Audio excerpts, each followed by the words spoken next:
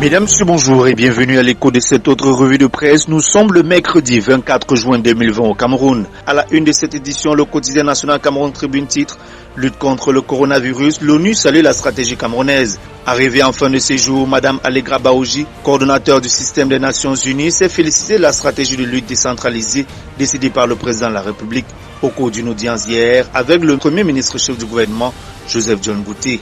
Le jour titre ce mercredi à la une communication, Paul Biya présent malgré son absence. Son effigie trône à maître des séances dans les institutions, les ministères, bureaux de particuliers, entreprises et lors des grandes cérémonies nationales, voire privées. Le chef n'est jamais loin.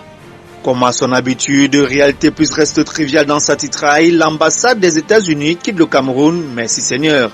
Alors que les autres diplomates accrédités à Yaoundé laissent des bons souvenirs pour avoir beaucoup œuvré pour la paix et le développement du Cameroun, l'ambassadeur des Nations Unies en fin de séjour le 15 juillet 2020 a été trop critiqué pour son sang chaud et ses activités dangereuses portant atteinte au pays et visant à déstabiliser le régime en place.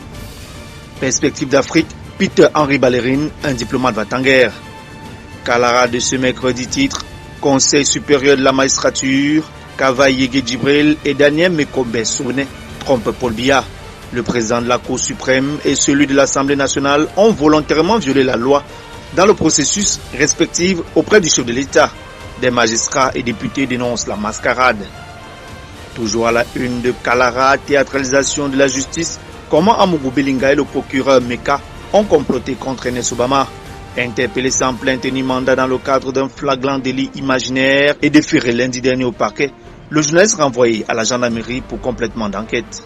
Émergence de ce jour titre Nozo, l'ONU exigeait de Paul Biya un cessez-le-feu. Le secrétaire général de l'Organisation des Nations Unies, des prix Nobel de la paix et d'éminentes personnalités accentue la pression sur le Cameroun. Info matin de ce jour titre Manipulation, les vrais faux biens mal acquis de Betty Assomo. La loyauté de l'homme, doublée de son engagement au chef de l'État, gêne tellement que ses détracteurs sont déterminés à lui nuire en continu et par tous les moyens. Question de le déstabiliser. De prétendues acquisitions immobilières à lui attribuer font le buzz sur les réseaux sociaux.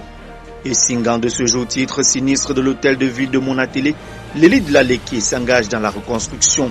Initiateur de l'opération de contribution spéciale de solidarité mise en place en faveur de cette commune, le ministre Eyebe Aïssi a remis un chèque de 10 millions de francs CFA hier, 23 juin 2020, au maire, lors de la descente d'une délégation des fils et filles du département sur les lieux du drame. Le messager de ce jour titre succession Victor Fotso, Longitap et Damien Fotso prennent le pouvoir, respectivement administratif principal des biens et successeurs. Les deux ont été désignés au thème d'un conseil de famille au cours duquel le contenu du testament du milliardaire a été dévoilé. Toujours à la une de Le Messager, Bertois, Garoua, Boulaye, l'axe de la mort. Des cratères jonchent cet axe qui dessert le Septentrion, la RCA et le Tchad. Mutation de ce jour, titre à la une, élève tué au poignard, des Doguit un an après. Qu'est-ce qui a changé au lycée bilingue depuis le meurtre de Blaireau Tsanou par son camarade? Le reporter hebdo de ce mercredi, Gabéji, tribalisme, népotisme, mercantilisme, le FODEC se meurt. Sous l'administration Samuel Donatien Nengue, le portefeuille des projets du Fonds de développement des filières cacao et café est passé de 9 à 1 seul en moins de 3 ans et les employés sont sans salaire depuis 7 mois. Où en est-on avec le programme de relance de la cacaoculture et de la caféiculture financé à hauteur de 100 milliards de francs CFA?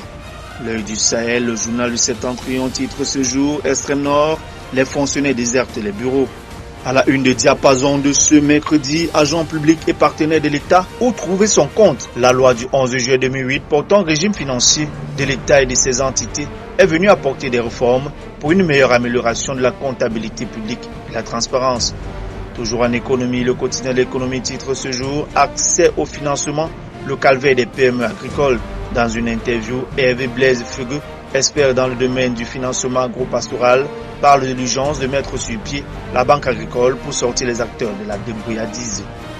Cameroun Business Today, filière avicole, le marché bat de l'aile. 7 milliards de francs CFA de pertes dues au Covid-19. Selon une étude de l'interprofession, les prix du poulet à la baisse sur l'étendue du territoire national. Toujours à la une de Cameroun Tribune, cette fois-ci santé, gestion du Covid au Cameroun. La BAD débloque plus de 57 milliards de francs CFA. La Banque africaine de développement a approuvé hier à Abidjan ce prêt comme appui budgétaire pour financer la riposte à la crise sanitaire dans le pays. Et pour terminer le jour en sport Ponlen, beaucoup de choses s'opposent à l'évolution du football.